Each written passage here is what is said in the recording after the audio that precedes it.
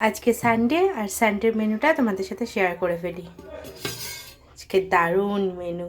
এই দেখো, dry chilli chicken, একদম আটো সাটো করে চিলি চিকেন করেছি অনেক দিন বাদে।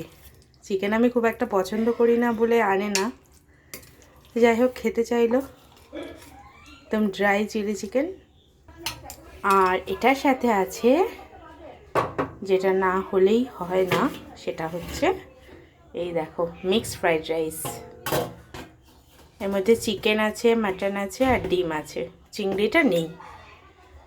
মিক্সড ফ্রাইড রাইস একদম ঝরঝরা করে, অনেক দিন বাদে একদম চাইনিজ স্টাইলে মিক্সড ফ্রাইড রাইস বানিয়েছি। এই হচ্ছে আজকের লাঞ্চ।